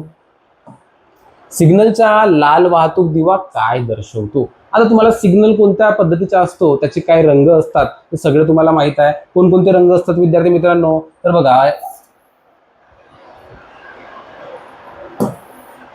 हा अशा पद्धतीचा सिग्नल आहे. ठीक आहे, या सिग्नलमध्ये वर एक दिवा असतो, त्याचा खाली एक दिवा असतो आणि त्याच्यानंतर हा एक दिवा असतो. ठीक आहे, आता सगळ्याबद्दलची मी माहिती सांगतो. समजा हा सगळ्यात खाली कोणता दिवा असतो विद्यार्थी मित्रांनो, तर सगळ्यात खाली असतो हिरव्या रंगाचा दिवा. आता हिरव्या रंगाचा जो काही दिवा असतो त्याचा अर्थ काय असतो, तो कोणत्या अर्थासाठी तो वापरला जातो, तर हिरव्या रंगाचा जो काही दिवा आहे त्याचा अर्थ काय असतो विद्यार्थी मित्रांनो, तर वाहन थांबवायचं आहे. वाहन थांबवायचं आहे का, नाही, तर वाहन पुढे न्यायचं आहे. ठीक आहे, सिग्नल उघडला तर त्याचा अर्थ असतो म्हणजे वाहन पुढे न्या, हा त्याचा अर्थ असतो. म्हणजे ठीक आहे, कळलं. हिरव्यासाठी काय आहे विद्यार्थ्यांनो, हिरवा म्हणजेच वाहन पुढे न्या. ठीक आहे, आता मधला जो दिवा असतो तो कोणत्या रंगाचा असतो विद्यार्थी मित्रांनो, तर तो रंग आता बघा आपल्याकडे पिवळा रंग तर आम्ही पिवळा लिहून घेतो इथं. ठीक आहे, तो पिवळ्या रंगाचा असतो. ठीक आहे, तर पिवळ्या रंगाचा अर्थ काय, तर त्याचा पिवळ्या रंगाचा अर्थ असतो एकतर थांबा किंवा पुढे न्या. मग आता दोन्ही अर्थ निघतात, तर अशा वेळेस आपण काय केलं पाहिजे, हा दिवा कधी लागतो, ज्या वेळेस हिरवा हिरवा जो काही रंग होता आपण पुढे न्यायचे आहेत, सिग्नल आता थांबत आलेला आहे, काही सेकंदासाठी हा पिवळा रंग आपल्याला लागलेला दिसतो विद्यार्थी मित्रांनो. तर याचा अर्थ काय, वाहन थांबा किंवा पुढे न्या.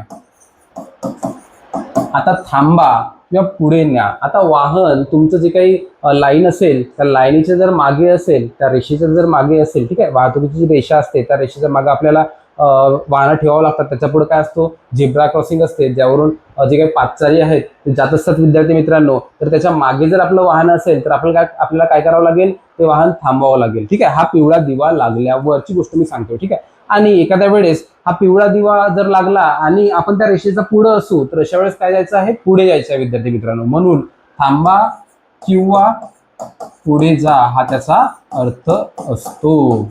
ठीक आहे, कळलं सगळ्यांना.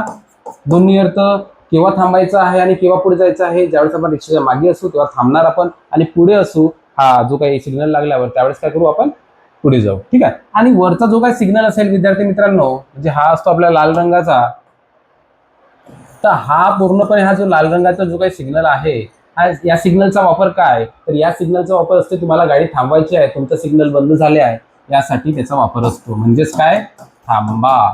कळलं सगळ्यांना. आज कळलं सगळ्यांना कोणत्या पद्धतीचे जे काही रंग होते त्याचा रंगाचा वापर कोणता होता, कळलं असेल विद्यार्थी मित्रांनो. ठीक आहे, हिरवा म्हणजे पुढे जाण्यासाठी होता, पिवळा थांबा किंवा पुढे जा, आणि लाल थांबण्यासाठी होता. तर आपल्याला विचारलं काय आहे, लालसाठी विचारलं आहे, तर मग लालसाठी काय येणार आहे, वाहन थांबवा, म्हणजेच पर्याय क्रमांक बी आपलं बरोबर विद्यार्थी मित्रांनो. ठीक आहे, चला पुढचा क्वेश्चन बघून घेऊ. बघा एकदा क्वेश्चन वाचून घ्या तुम्ही.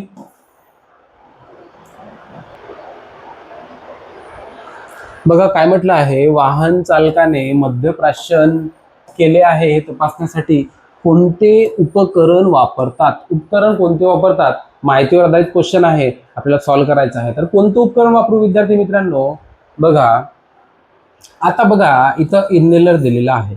इन्हेलर कशासाठी वापरतो? एखादा अस्थमा पेशंट असेल किंवा एखाद्याला आपण बघा इन्हेलर आपण म्हणतो सर्दी झाली असेल तेव्हा इन्हेलर वापरला जातो किंवा अस्थमा पेशंटसाठी इन्हेलर वापरला जातो. तर हा इन्हेलर त्यामध्ये यूज होईल का? मध्यप्राशन केल्यावर उपयोग होईल का? तर उपयोग होणार नाही. म्हणून हा जो काही पर्याय क्रमांक ए होता हा काय होईल? चुकीचा ठरेल. ठीक आहे. मग दुसरा आहे थर्मल गन. आता थर्मल गन म्हणजे काय? ज्यावेळेस आपलं कोरोना आलेलं होतं, कोरोना जो काही पिरियड होता त्यावेळेस कसं होतं, आपण जो काही थर्मामीटर होता तो थर्मामीटरचा वापर करत होतो का विद्यार्थी मित्रांनो? तर करत नव्हतो. का करत नव्हतो विद्यार्थ्यांनो? कारण थर्मामीटरचं कसं आहे, त्या शरीरासोबत त्याचा स्पर्श होत होता थर्मामीटरचा. ठीक आहे. आणि त्यामुळे काय होत होतं, आता त्या थर्मामीटरमध्ये जे काही विषाणू आहेत ते विषाणू त्या व्यक्तीपासून त्या थर्मामीटरपर्यंत येऊ शकत होते आणि त्याचा वापर जर दुसऱ्या आपण पेशंटवर केला असता तर त्याला जो काही कोरोना होता, जो रोग होता, तो रोग त्याच्यापासून दुसऱ्याला होऊ शकत होता विद्यार्थी मित्रांनो. ठीक आहे. म्हणून आपल्याला तो स्पर्श टाळण्यासाठी असं एक उपकरण विकसित करायचं होतं की ज्याला आपलं काय त्याचं टेम्परेचर पण मोजता येईल, त्या व्यक्तीचं टेम्परेचर पण मोजता येईल आणि काय होईल त्याचा स्पर्श पण होणार आहे. त्यासाठी हे काही थर्मल गन विकसित झाली होती विद्यार्थी मित्रांनो. याच्या वाटे म्हणजे जे काही युव्ही रेज असतात त्यांच्या वाटे ह्या थर्मल गनच्या थ्रू आपण काय करत होतो? टेम्परेचर मोजू शकत होतो, तापमान मोजू शकत होतो. त्यासाठी थर्मल गन वापरली होती. पण आपल्याला विचारलं का आहे मद्यप्राशन केलेल्या व्यक्तींसाठी. तर बघा, हा जो काही सी ऑप्शन आहे ब्रेथ अनालायझर हा वापरला जातो विद्यार्थी मित्रांनो. ठीक आहे. एक फुंक मारावी लागते. ते फुंक मारल्यानंतर तुमचे जे काही म्हणजे जर अल्कोहोल तुमच्या याच्यामध्ये असेल, पोटात असेल, तर त्या फुंके वाटे काय होतं तिथं कळतं, त्या ब्रेथ अनालायझरच्या थ्रू काय होतं कळतं की तुम्ही अल्कोहोल कंझ्युम केलं एका ठराविक मात्रेच्या ठराविक मात्रेपेक्षा जास्त जर अल्कोहोल तुम्ही कंझ्युम केलं असेल तर काय होईल विद्यार्थी मित्रांनो? तर तुम्हाला शिक्षा होऊ शकते. ही त्यासाठी म्हणून हा ब्रेथ अनालायझर हे उपकरण वापरलं जातं. ही गोष्ट लक्षात ठेवा. कोणतं उपकरण? तर ब्रेथ अनालायझर. ठीक आहे. कळलं सगळ्यांना? चला पुढचा क्वेश्चन बघून घेऊ. ठीक आहे. व्हिडिओ जरी मोठे होत असतील विद्यार्थी मित्रांनो तरी आपल्याला ते 20 मार्क येणं खूप महत्त्वाचं आहे. जर 20 मार्क मिळवायचे असतील तर तुम्हाला व्हिडिओ बघावंच लागतील आणि पूर्ण व्हिडिओ बघावं लागतील विद्यार्थी मित्रांनो. ठीक आहे. अत्यंत सोप्या पद्धतीने तुम्हाला सगळे क्वेश्चन तिथं एक्सप्लेन करून घेत आहे. तुमचे 20 मार्क पूर्ण कसे येतील याचीच काळजी घेतली आहे विद्यार्थी मित्रांनो मी. ठीक आहे. चला आता पुढचा क्वेश्चन बघा, वाचून घ्या क्वेश्चन तुम्ही एकदा.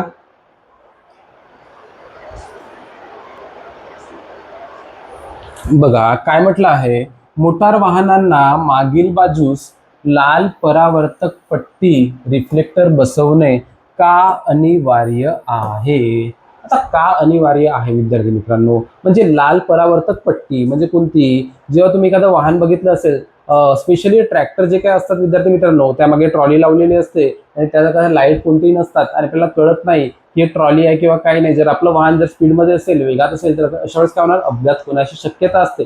त्यामुळे तो नियम असतो की त्यांना ही लाल परावर्तक पट्टी लावणे त्या ट्रॉलीवर हे अत्यंत गरजेचं असते. किंवा काय त्यामुळे काय होईल आपल्यालाच कळेल की समोर एखादं वाहन आहे, ते काय होईल तो प्रकाश त्यावर पडल्यावर तो परावर्तित होईल आणि आपल्याला दिसेल. त्यासाठी म्हणून ती आवश्यक असते. आपण रेडियमची वगैरे बघा, रेडियमच्या पट्ट्या वापरल्या जातात आणि वाहनाच्या मागे ते लावलं जातं. का? कशासाठी? की आपल्याला दूरवरून ते वाहन दिसलं पाहिजे यासाठी ते आपल्याला लावलं जातं. तर मग काय आहे? अनिवार्य आहे. कशासाठी अनिवार्य आहे? रात्रीच्या वेळी दूर अंतरावरून वाहने दृष्टिक्षेपात येण्यासाठी ते गरजेचं आहे विद्यार्थी मित्रांनो. कळलं सगळ्यांना? आता सजावट करण्यासाठी वापरणार का? वापरणार नाही. धोकादायक वाहन ओळखण्यासाठी वापरणार का? ते पण वापरणार नाही. ठीक आहे. तर वाहन चालकांना त्रास व्हावा म्हणून वापरलं जातं का? तर ते पण नाही. चालकांना त्रास होण्यासाठी नाही, तर चालकांना त्यामुळे फायदा व्हावा, त्यांना कळावं की समोर वाहन आहे त्यासाठी ते वापरलं जातं विद्यार्थी मित्रांनो. ठीक आहे. म्हणून पर्याय क्रमांक 4 इथं बरोबर येईल. आता दुसरी गोष्ट अशी की यामध्ये लालच परावर्तित पट्टी का वापरली जाते? हा लाल रंगच का वापरला जातो? तर ही गोष्ट लक्षात ठेवा. लाल रंगाची जी काही फ्रिक्वेन्सी आहे विद्यार्थी मित्रांनो ती काय आहे? ती कमी असते आणि त्याची वेव्हलेंथ काय असते? जास्त असते. त्यामुळे काय होतं दूरवरून पण आपल्याला तो जो काही रंग आहे तो दिसून येतो आणि रात्रीच्या वेळेस स्पेशली तो रंग दिसून येतो. म्हणून आपल्याला दुरून दिसावा आणि आपल्याला ते कळावं त्यासाठी म्हणून कोणता रंग वापरला जातो? तर लाल हा रंग वापरला जातो. ठीक आहे. चला पुढचा क्वेश्चन बघून घेऊ. एकदा क्वेश्चन वाचून घ्या तुम्ही.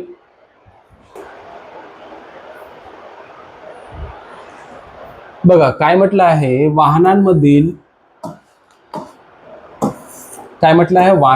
इंजिनमध्ये कूलंटचं काम काय असतं? काय असतं विद्यार्थी मित्रांनो? तर सगळ्यांना कळलं पाहिजे. कूलंट म्हणजे काय? नावामध्ये दिलेलं आहे. तर त्याचं काम असतं इंजिनचे तापमान नियंत्रित ठेवणे. म्हणजे जर इंजिन गरम झाला असेल त्याचं तापमान काय करायचं, शोषून घ्यायचं आणि काय करायचं, ते तापमान कमी करायचं, हे काम असतं. आणि पुन्हा एखाद्या वेळेस म्हणजे थंडीचे दिवस असतील त्यावेळेस काय होतं, इंजिनचं तापमान खूप कमी झालं असेल, त्याला थोडं नियंत्रित ठेवायचं. हे दोन्ही कामे काय करतो, तर ते कूलंट करतो. त्यामुळे इंजिनचे तापमान नियंत्रित ठेवणं हा ऑप्शन इथं बरोबर ठरेल विद्यार्थी मित्रांनो. ठीक आहे. आता एअर कंडिशनर चांगला चालवणे हा काय ठरतं का, एअर कंडिशनर नॉर्मली असतात त्यासाठी आपलं जे काही कूलंट असते ते वापरलं जात नाही. ठीक आहे, मग पर्याय क्रमांक 1 हे चुकीचे ठरेल. आता इंजिनला मऊ स्मूथ चालवणे यासाठी काय वापरलं जातं, तर इंजिन ऑइल वापरलं जातं विद्यार्थी मित्रांनो. इंजिन ऑइलचा मेन अर्थ आहे ते इंजिन सुरळीतपणे चालणं, त्याचं फ्रिक्शन कमी झालं पाहिजे आणि त्याच्यामध्ये विअर टिअर व्हायला नको, त्यासाठी म्हणून स्मूथ चालण्यासाठी इंजिन ऑइल वापरलं जातं. ठीक आहे, म्हणजे कूलंटचं काम आपल्याला कळलं. आणि थंड हवा देणे, थंड हवा देणे कोण काय कशाचा उपयोग आहे, तर गाडीच्या एसीचा उपयोग आहे. ठीक आहे, म्हणजे हे एसीचं आहे त्यामुळे हे पण पर्याय आपलं इथं चुकीचं ठरेल. पर्याय क्रमांक 3 सी आपलं इंजिनचे तापमान नियंत्रित ठेवणे आपलं बरोबर आहे विद्यार्थी मित्रांनो. ठीक आहे, चला पुढचा पर्याय बघून घेऊ, पुढचा क्वेश्चन बघून घेऊ. बघा, अत्यंत बेसिक क्वेश्चन आहे, माहितीवर आधारित क्वेश्चन आहे. एकदा क्वेश्चन वाचून घ्या तुम्ही. बघा काय म्हटलं आहे, बीएस मानके पहिल्यांदा कोणत्या वर्षी लागू करण्यात आली. आता सगळ्यात महत्वाची गोष्ट अशी की बीएसचा अर्थ काय विद्यार्थी मित्रांनो, तर काय अर्थ आहे, तर बीएस म्हणजे काय होतं, भारत स्टेज. ठीक आहे, आता भारत स्टेज हे कशासाठी वापरलं जातं, तर भारत स्टेज हे नियम प्रणाली प्रदूषण रोखण्यासाठीची नियम प्रणाली आहे. ठीक आहे, म्हणजे या पद्धतीनुसार काय होतं, इंजिनची तुमची जे काही बनावट असेल त्यामधून किती प्रमाणात प्रदूषण व्हायला पाहिजे ते प्रमाण रोखण्यासाठी किंवा त्यावर बंधन घालण्यासाठी वेळोवेळी भारत सरकारने ही स्टेज लागू केली आहे. आणि ही स्टेज कोणाच्या धर्तीवर आधारित आहे, तर युरो नॉर्म्स, म्हणजे युरोपामध्ये अगोदर हे काही जे प्रदूषणाचे जे काही बंधन होते ते बंधने लागू करण्यात आले, त्यावर आधारित आपण त्यांचा अभ्यास करून आपण पण भारतासाठी हे भारत स्टेज लागू केली आहे. ठीक आहे, म्हणजे प्रदूषणासाठी बंधन म्हणून ही प्रणाली वापरली जाते. कळलं सगळ्यांना. तर वेळोवेळी वेगवेगळे यामध्ये स्टेज आलेले आहेत, तर आपण स्टेज कोणकोणते आलेले आहेत आपल्याला बघणं गरजेचं आहे. तर ही जी काही प्रणाली आहे ही प्रणाली कधीपासून लागू झाली विद्यार्थी मित्रांनो, म्हणजेच भारत स्टेज BS1 हे कधीपासून लागू झालं, तर ते लागू झालं पर्याय क्रमांक 1 2000 पासून. ही पण गोष्ट लक्षात ठेवा. आता आज सध्याच्या घडीला तुम्ही जर विचार केला तर भारत स्टेज 6 BS6 वाहनं आपल्याला दिसतात रस्त्यावर, तर मी एक एक आपण बघून घेऊ कोणकोणत्या वर्षी ते लागू झालं. तर समजलं तुम्हाला, भारत स्टेज 1 कोणत्या वर्षी लागू झालं, 2000 मध्ये. आता भारत स्टेज 2 कधी लागू झालं, तर ते झालं 2005 मध्ये. ह्या गोष्टी लिहून घ्या, मी इकडे लिहून देतो. बघा, BS2 कधी लागू झालं विद्यार्थी मित्रांनो, तर ते लागू झालं 2005 मध्ये. महत्वाचं आहे, लिहून घ्या. जे काही मी सांगतो अत्यंत महत्वाचा आहे, क्वेश्चन येऊ शकतो, त्यामुळे याची तुमच्या वहीमध्ये हे नोट डाऊन करून ठेवणं अत्यंत महत्वाचं आहे, गोष्ट लक्षात घ्या. ठीक आहे, आता BS3 नॉर्म्स जे काही आहेत ते BS3 नॉर्म कधीपासून लागू झाले विद्यार्थी मित्रांनो, ते झाले लागू 2010 पासून. ही पण गोष्ट लक्षात घ्या. ठीक आहे, कळलं सगळ्यांना. आता यामध्ये अजून एक गोष्ट आहे की जे काही मोठे शहर आहेत, म्हणजे दिल्ली झालं, मुंबई झालं, कोलकाता, चेन्नई, बंगलोर वगैरे जे काही पुणे सारखे जे काही मोठे शहर आहेत, यामध्ये काय होतं, प्रदूषणाचे प्रमाण जास्त असतं. त्यामुळे ह्या जे काही प्रणाली आहे, हे जे काही वर्ष सांगतोय मी, हे वर्ष पूर्ण भारतासाठी लागू झालेले वर्ष आहेत. मात्र काही शहरांसाठी हे जे काही वर्ष आहेत ते अगोदरच लागू झालेलं आहे. ही गोष्ट लक्षात घ्या तुम्ही. ठीक आहे, म्हणजे हे BS2 जी प्रणाली आहे मोठ्या शहरांसाठी 2001 मध्येच लागू झाली होती. ही पण गोष्टी लक्षात घ्या. ठीक आहे, आता BS4 आपण BS3चा जर विचार केला विद्यार्थी मित्रांनो, तर BS3 कधीपासून लागू झाली, तर BS3 लागू झाली 2012 पासून ती लागू झालेली दिसतं विद्यार्थी मित्रांनो. कळलं. आणि त्याच पद्धतीनं BS4 पण तुम्हाला माहित असेल, तर BS4 कधीपासून लागू झालेली आहे, तर BS4 लागू झाली 2017 पासून. ही पण गोष्ट लक्षात ठेवा. आता BS5, आता एक तुम्हाला महत्वाची गोष्ट सांगतो, गव्हर्नमेंटने जे काही नॉर्म्स तयार केले त्यामध्ये BS5 जो काही नॉर्म्स होता हा काय केला, हा स्किप करून टाकला, म्हणजे त्याला पकडलंच नाही. ठीक आहे, म्हणजे डायरेक्ट BS4 वरून कुठं उडी घेतली, तर BS6 वर उडी घेतली. ही गोष्ट लक्षात ठेवा. एखाद्या वेळेस क्वेश्चन येऊ शकतो की BS5 कोणते नॉर्म्स अजूनपर्यंत आलेले नाहीत, तर कोणता येऊ शकतो, BS5 स्किप केला आहे गव्हर्नमेंटने. ही गोष्ट लक्षात घ्या. तर BS6 जे आहे ते कधीपासून लागू झालं, तर ते लागू झालं 2020 पासून. ही पण गोष्ट लक्षात ठेवा. अत्यंत महत्वाच्या गोष्टी आहेत. ह्या सगळ्या गोष्टी तुम्ही नोट डाऊन करणं गरजेचं आहे आणि सगळ्या गोष्टी तुम्हाला माहित असणं गरजेचं आहे विद्यार्थी मित्रांनो. ठीक आहे, चला पुढचा क्वेश्चन बघून घेऊ. एकदा क्वेश्चन वाचून घ्यायचा तुम्ही. बेसिक क्वेश्चन आहे, माहितीवर आधारित क्वेश्चन आहे.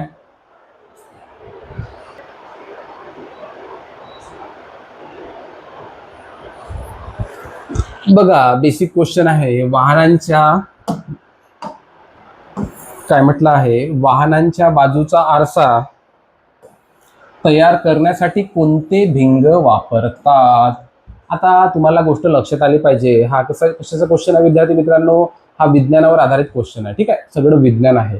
तर तुम्हाला एक गोष्ट सांगतो, यामध्ये अगोदर उत्तर सांगतो आणि का ते उत्तर आहे ते पण सांगतो. ठीक आहे, याचं उत्तर आहे बहिर्वक्र आरसा म्हणजे कॉन्व्हेक्स मिरर. ठीक आहे, तर बघा हा कॉन्व्हेक्स मिरर जो असतो तो कोणत्या पद्धतीचा असतो विद्यार्थी मित्रांनो, तर या पद्धतीचा हा, ठीक आहे, कॉन्व्हेक्स मिरर असतो. ठीक आहे, तर याचा उपयोग काय असतो, तर एखादी वस्तू जर लहान असेल, लहान म्हणजे काय दूरवर असेल, ती दूरवरची वस्तू त्याची प्रतिमा जी काय मिळेल आपल्याला, ती वस्तू काय दाखवणे, त्याची प्रतिमा कशी दाखवणे, तर ती मोठी दाखवणे आणि जवळ दाखवणे, जेणेकरून आपल्याला कळेल की एखादं वाहन खूप स्पीडने येऊन राहिलं, जरी ते दूरवर असेल पण तरी पण आपल्याला कळेल की वाहन येत आहे. आपण काय करायचं, थोडं डावीकडे घ्यायचं आणि त्या वाहनाला काय करायला, ओव्हरटेक करायला जागा द्यायची. त्यासाठी म्हणून हा ठराविक आरसा इथं वापरला जातो. विद्यार्थी मित्रांनो, कळलं सगळ्यांना त्याचा उपयोग काय आणि का वापरला जातो हे तुम्हाला कळलं असेल. अशा पद्धतीचा त्याचा वापर होता विद्यार्थी मित्रांनो. ठीक आहे, म्हणजे दूरवरचं जे काही वाहन असेल, दूरवरची एखादी वस्तू असेल, लहान वस्तूची प्रतिमा मोठी दाखवणे हा उपयोग कशाचा असतो, तर तो कॉन्व्हेक्स मिररचाच म्हणजेच बहिर्वक्र आरशाचा तो उपयोग असतो विद्यार्थी मित्रांनो. ठीक आहे, कळलं. चला पुढचा क्वेश्चन बघून घेऊ.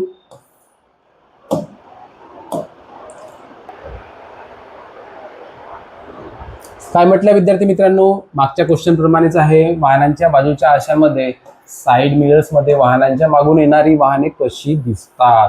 हा तुम्हाला सांगितलं, वाहनं जरी दूर असली, ठीक आहे, तरी पण त्यांची प्रतिमा काय असते, ते जवळ दिसते, म्हणजेच प्रत्यक्ष अंतराच्या जवळ ते वाहन दिसते विद्यार्थी मित्रांनो. म्हणजे ते लहान जरी असेल, वाहन दूर असेल, तरी पण त्याची प्रतिमा काय असते, मोठी असते, ते जवळ आल्याचं आपल्याला दिसते, जेणेकरून आपण लवकर काळजी घेऊन त्या वाहनाला आपण जागा देणार आहोत विद्यार्थी मित्रांनो. त्यामुळे पर्याय क्रमांक 1 प्रत्यक्ष अंतराच्या जवळ हा पर्याय बरोबर ठरेल विद्यार्थी मित्रांनो. ठीक आहे, कळलं सगळ्यांना.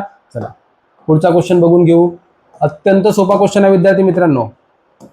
जर हा क्वेश्चन जर तुम्हाला आलेला नाही तर तुम्ही काय करायचं, तुम्ही पोलीस भरती ड्रायव्हरसाठी तुम्ही आता हा सोडून द्यायचा, अभ्यास तिथं सोडून द्यायचा विद्यार्थी मित्रांनो. ठीक आहे, इतका बेसिक जर क्वेश्चन आपल्याला येत नसेल तर मग काही पर्याय नाही आहे. आपण काय करायचं, शेती बैल वगैरे घ्यायची आणि आपण शेतीचे कामाला लागायचे विद्यार्थी मित्रांनो. ठीक आहे, पोलीस भरती सोडून द्यायची आपण. एक घोषवाक्य विद्यार्थी मित्रांनो, डॅश डॅश डॅश हटी दुर्घटना घटी. तर घोषवाक्य पूर्ण करा. काय येईल रे, सांगा सगळेजण, काय येणार, नींद हटी दुर्घटना घटी येईल का, येईल का विद्यार्थी मित्रांनो, तर येणार नाही. नजर हटी दुर्घटना घटी येईल का, तर येतं. नजर हटी दुर्घटना घटी. वेळोवेळी आपण जेव्हा रस्त्याने प्रवास करतो त्यावेळेस रस्त्यामध्ये घोषवाक्य लिहिलेले असतात, सगळ्यांनी वाचलेले असेल, सगळ्यांना माहीत असणं गरजेचं होतं विद्यार्थी मित्रांनो. ठीक आहे, चला पुढचा क्वेश्चन बघून घेऊ.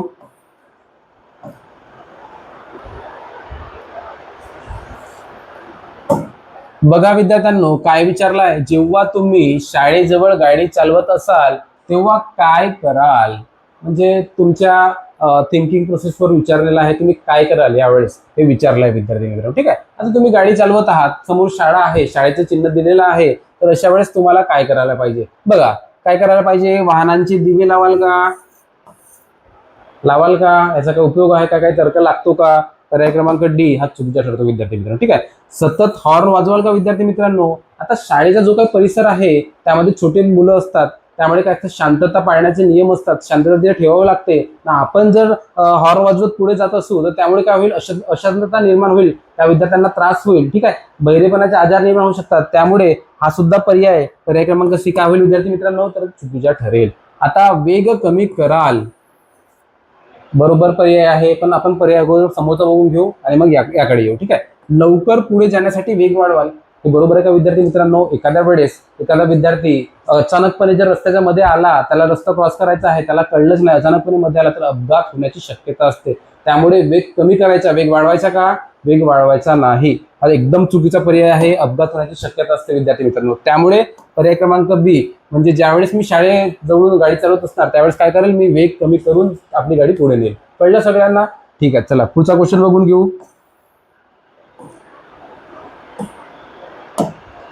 एकदा क्वेश्चन वाचून घ्या, नियमावर आधारित क्वेश्चन आहे, अत्यंत बेसिक क्वेश्चन आहे. ठीक आहे,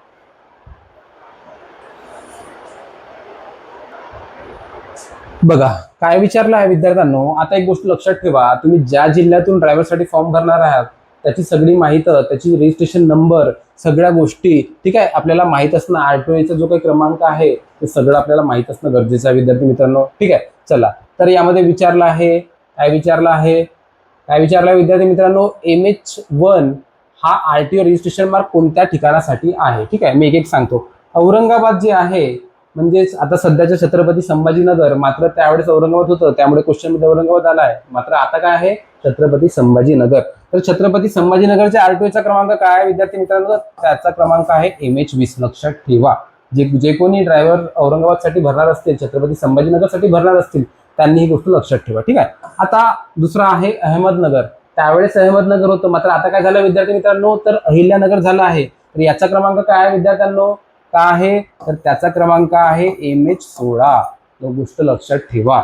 आता आहे कोल्हापूरसाठी काय आहे विद्यार्थी मित्रांनो, तर MH09. ही पण गोष्ट लक्षात ठेवा. आणि शेवटचं मुंबई सेंट्रल, तर मुंबई सेंट्रलसाठीच MH01 हा क्रमांक आहे, म्हणजेच पर्याय क्रमांक 1 आपलं काय येणार आहे तर बरोबर येणार आहे विद्यार्थी मित्रांनो. कळलं सगळ्यांना. चला पुढचा क्वेश्चन बघायचा. वेळोवेळी जेव्हा जेव्हा क्वेश्चन येतील आणि जे काही नंबर विचारले असतील त्यावेळेस मी तुम्हाला सांगणार आहे. या क्वेश्चनसाठी जेवढं महत्त्वाचं त्यावेळेस मी तुम्हाला क्लिअर करून घेणार. चला पुढचा क्वेश्चन आणि आजसाठी शेवटचा क्वेश्चन विद्यार्थी मित्रांनो. ठीक आहे, रेग्युलर आपण 20 क्वेश्चन बघायचे आहेत विद्यार्थी मित्रांनो. ठीक आहे, चला काय म्हटलं आहे एकदा क्वेश्चन वाचून घ्या तुम्ही. चला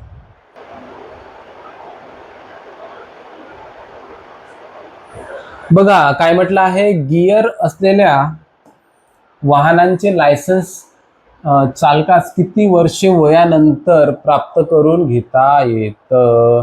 म्हणजे आता तुम्हाला माहित आहे 2 पद्धतीची वाहनं असतात. एक कोणते असतात वाहनं ज्यामध्ये गिअर असतात आणि दुसरे वाहन असतात ज्यामध्ये गिअर असत नाही. तर दोन्ही पद्धतीच्या वाहनांसाठी आपण बघून घ्यायचं. बघा तर त्यांचं वय किती वयानंतर त्यांना ते लायसन्स प्राप्त करून घेता येईल, कारण की एक ठराविक वय दिलेली असते, त्या वयानंतरच तुम्हाला ते लायसन्स मिळेल आणि तुम्ही ते वाहन चालवू शकता. ठीक आहे, तर ते कोणतं वय आहे तर ते वय आहे विद्यार्थी मित्रांनो 18 वर्ष. गोष्ट लक्षात ठेवा, 18 वर्ष कंप्लीट झाल्यावरच तुम्हाला लायसन्स मिळेल विद्यार्थी मित्रांनो. ठीक आहे, आणि तुम्हाला वाहन रस्त्यावर चालवता येणार आहे, ही गोष्ट लक्षात घ्या. आणि ही फक्त कोणासाठी आहे तर खाजगी वाहनांसाठी ही गोष्ट महत्वाची आहे. खाजगी असो किंवा कोणतंही वाहन असो, मात्र ट्रान्सपोर्ट व्हेकल जे काय आहेत ठीक आहे त्यांसाठी वेगळी आपल्याला एक वेगळं त्यामध्ये नियम असतो, हे आपल्याला गोष्ट लक्षात येईल. त्यासाठी कोणता नियम असतो विद्यार्थी मित्रांनो, तर त्यासाठी तुम्हाला 1 वर्ष तुम्हाला गाडी चालवणं म्हणजे तुम्हाला त्याचा एक्सपिरियन्स असणं गरजेचं आहे. म्हणजे 1 वर्षाचा तुमच्याकडे एक्सपिरियन्स असेल तेव्हाच तुम्हाला काय मिळणार आहे, ट्रान्सपोर्ट व्हेकलचं काय मिळणार आहे तर लायसन्स मिळणार आहे विद्यार्थी मित्रांनो. ठीक आहे, ही गोष्ट लक्षात घ्या. आणि पुन्हा एक गोष्ट आहे, जे काही 50 cc पेक्षा कमी असलेले वाहनं आहेत. आता सीसी मध्ये तुम्हाला माहित असेलच. ठीक आहे, प्रत्येक वाहन कोणत्या सीसी क्युबिक सेंटीमीटर मध्ये ते असतं. तर ते वाहन कोणत्या पद्धतीचं असतं तर बघा 50 सेंटीमीटर पेक्षा कमी जे वाहनं असतात, 50 cc पेक्षा जे कमी वाहनं आहेत त्यांच्यासाठी 16 वर्ष हे लायसन्ससाठी दिलेलं आहे. म्हणजे जर तुम्ही 16 वर्षाचे असाल आणि तुमच्याकडे 50 cc पेक्षा कमी वाहन असेल, 50 cc पेक्षा जर कमी वाहन असेल तर तुम्ही काय करू शकता, त्याची लायसन्स प्राप्त करू शकता. ही पण गोष्ट लक्षात ठेवा. म्हणजे 18 वर्षासाठी काय होतं, 16 वर्षासाठी काय होतं आणि ट्रान्सपोर्ट जे काही व्हेकल होत्या त्यांसाठी काय होतं, सगळ्या गोष्टी तुमच्या लक्षात आल्या असतील आणि क्वेश्चन येऊ शकतो. त्यामुळे ह्या सगळ्या गोष्टी लक्षात ठेवा विद्यार्थी मित्रांनो. ठीक आहे, तर आज पुरतं इतकं बस झालं विद्यार्थी मित्रांनो. उद्या पुन्हा एक नवीन व्हिडिओ सोबत आणि पुन्हा काही क्वेश्चन घेऊन आपण उद्या भेटणार आहोत विद्यार्थी मित्रांनो. रेग्युलर आपल्या फिजिकलची प्रॅक्टिस करत राहा, आपल्या अभ्यासाची रेग्युलर प्रॅक्टिस करत राहा, रिव्हिजन करत राहा. आपली पोलीस भरती येणारच आहे, लवकरात लवकर पोलीस भरती येणार आहे. गाफील राहून चालणार नाही विद्यार्थी मित्रांनो. रेग्युलर अभ्यास करणं गरजेचं आहे. बाकी गोष्टी सोडून आपल्याला काय करायचं आहे, फक्त आणि फक्त अभ्यास करायचा विद्यार्थी मित्रांनो. ठीक आहे, तर आज पुरता बस झालं. अजूनपर्यंत आपल्या चॅनलला जर तुम्ही सबस्क्राईब केलं नसेल तर चॅनलला सबस्क्राईब करा विद्यार्थी मित्रांनो. आवडत असतील व्हिडिओ तर लाईक करा. पुन्हा भेटू एका नवीन व्हिडिओ सोबत. तोपर्यंत जय हिंद, जय महाराष्ट्र.